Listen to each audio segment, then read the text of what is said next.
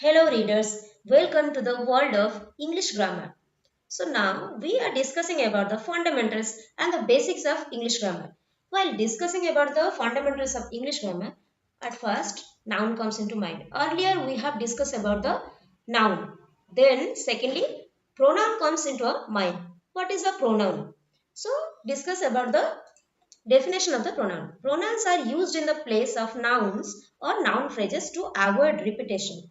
That means when we don't want to repeat a certain word, certain noun or noun phrase, we use these pronouns. So we can understand the pronouns better in a broad sense when we categorize it. So what are the kinds of the different kinds of the pronoun?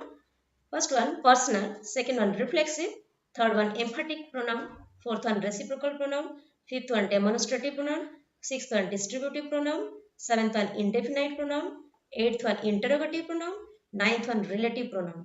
What is a personal pronoun? So these personal pronouns are such as like I, we, you, he, she, it. These are called personal pronouns because they stand for three persons. When they are used, they used when the person speaking himself, the person spoken to, the person spoken of. They stand for these three persons: about the person speaking, about the person spoken to, about the person spoken of. So that's why these are called personal pronouns. Then comes the second one, reflexive pronouns. Reflexive pronouns are used when a person or things act on itself. When the person or things act on itself, in English, they all end in self or selves. When we write these pronouns, it ends in self or selves. For example, John cut himself. Himself, themself, ourself, so yourself. These are called the reflexive pronouns. Now you got clear? Now your third one comes emphatic pronouns. Emphatic pronouns are related to reflexive pronouns. When reflexive pronouns are used to put some emphasis on a particular noun, it is called emphatic pronoun. So we can understand it by an example. For example, he himself told me this. I finished job myself. I finished the job myself. He himself told me this. So now it is given, it is used to give some emphasis. Himself has some emphasis on it. So he himself told me this. He told me this himself. I finished the job myself. So now you can understand why it is called emphatic, because it is used to give some emphasis. Then comes your fourth one, reciprocal pronoun. Those pronouns expressing mutual actions are called reciprocal pronouns. For example, one another. One another is the word which describes the reciprocal pronoun. These expresses mutual actions about the pronoun. So demonstrative pronouns. Those pronouns used to point to something specific within a sentence. For example, these, that, these, those. Like those are boys. This is an apple. So you got the examples? Those used to point to something specific within a sentence. This, that, these, those. These four words are called demonstrative pronoun. So those are boys.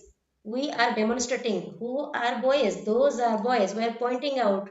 We are demonstrating. This is an apple. So we are pointing out, pointing to something very specific. This is an apple. We are pointing the specific apple. This is an apple. That's why this is called demonstrative pronouns. Distributive pronouns. What is a distributive pronoun?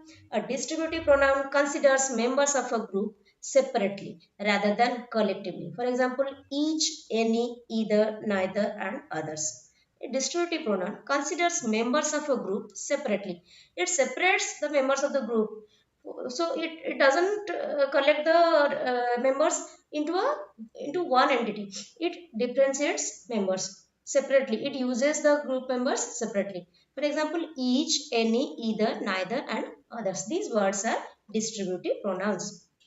Then comes your indefinite pronouns. It does not refer to any specific person, thing, amount. For example, these come in two categories, singular and plural. Singular example, another, anybody, anyone, anything, everyone, everybody. So these does not refer to any specific person. This does not refer any specific. This says in the common.